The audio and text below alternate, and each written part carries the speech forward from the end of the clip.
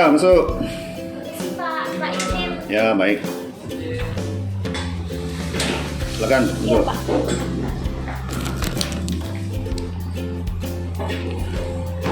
Ini Pak, Ya. apa ini? Mungkin ada beberapa hal sih yang ingin kami sampaikan, Iya. Pak, terkait penerimaan PAD di bidang kita, yaitu bidang retribusi. Ya. Salah satunya ini Pak, untuk target tahun 2023 dengan perbandingan tahun 2022 kita ini tinggi naiknya. Jadi untuk solusi untuk tahun ini gimana nih Pak? Oh gitu. Berarti kenaikannya kurang signifikan. Iya. Nah, berarti mungkin harus ada strategi dari kita. Iya, benar, Pak. Strategi manajemen strategi yang akan kita terapkan, terutama di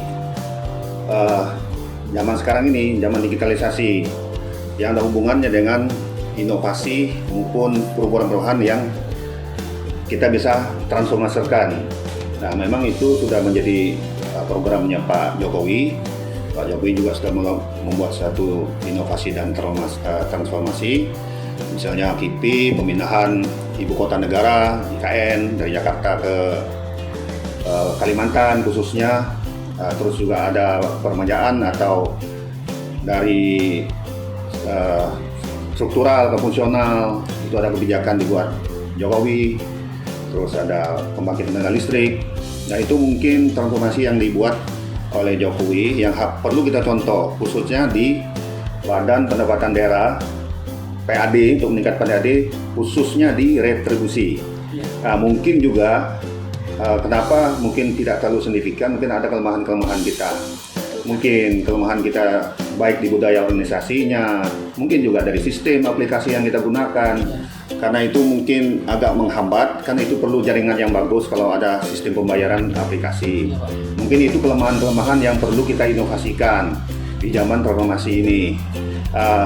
Kalau untuk meningkatkan PAD, khususnya retribusi, yang perlu langkah-langkah yang perlu inovasi yang kita perlu buat di situ, mungkin kita bisa langsung terjun ke lapangan pakai metode terjun ke lapangan. Kita harus melihat kondisi real yang sebenarnya, karena kadang-kadang kalau kita hanya duduk diam menerima laporan data, itu kadang-kadang tidak sesuai dengan kondisi real yang ada di lapangan. Jadi kita memang inovasi yang ingin saya buat untuk kita di Bapenda khusus retribusi, kita harus terjun langsung ke lapangan, mendata semua aset-aset maupun semua potensi-potensi yang ada, benar tidak, terus cara menggalinya itu bagaimana.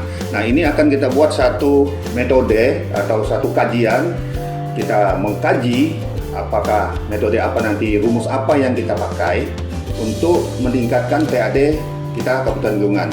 Seperti contoh, misalnya di Dinas Kehutanan, kan kita sekarang ini ada potensi yang belum masuk di Perda, yaitu minyak kayu putih atau madu kelulut, bahkan rumput laut. Nah, itu potensinya luar biasa. Masalah data potensinya luar biasa. Nah, ini akan kita buat satu rumus untuk menggali potensi ini. Nah, karena kebetulan belum masuk di Perda, masuk di jasa usaha, yaitu Perda nomor 11 tahun 2019. Nah, memang kendala itu karena dulu undang-undang tentang pajak dan retribusi daerah, itu Undang-Undang nomor 28 tahun 2009, itu memisahkan antara pajak dan retribusi. Nah, sehingga kita keluarkanlah Perda di tahun 2019 itu, yaitu jasa usaha umum nomor 10, jasa usaha nomor 11, dan perizinan tertentu nomor 12, itu Perda nomor 12. Nah, sekarang kan termasuk inovasi yang kita buat di Bapenda dan instansi terkait, yaitu membuat draft dalam untuk memenuhi kebijakan Undang-Undang nomor 1 tahun 2022 yang sudah mencabut Undang-Undang nomor 28 tahun 2009. Sekarang sudah tidak ada lagi namanya pajak dan retribusi undang-undang tersebut. Sekarang Undang-Undang nomor 1 sudah menggabungkan, yaitu pajak dan retribusi, yaitu hubungan pemerintah pusat dan pemerintah daerah.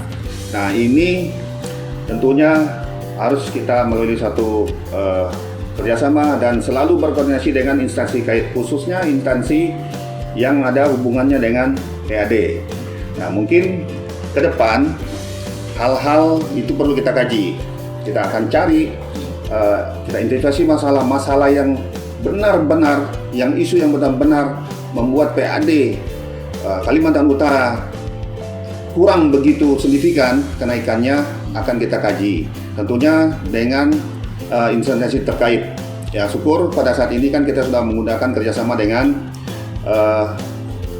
lembaga perkuliahan Universitas Borneo ya, Universitas Borneo. Ini sekarang draftnya kan lagi kita susun, dan kita mohon instansi terkait yang ada hubungannya dengan PAD juga mau bekerja sama, karena kita di Bapenda hanya sebagai fasilitator, hanya memediasi, sedangkan leading sektornya ada di OPD teknis. Mungkin itu dulu dan potensi kita sebenarnya banyak sekali, tinggal kita nanti bagaimana cara kita meningkatkan kesadaran dan kinerja kita di situ. Mungkin untuk sementara itu dulu, sambil kita berjalan, kita menunggu perda yang akan kita susun. Mudah-mudahan dalam waktu dekat di tahun 2022 ini selesai.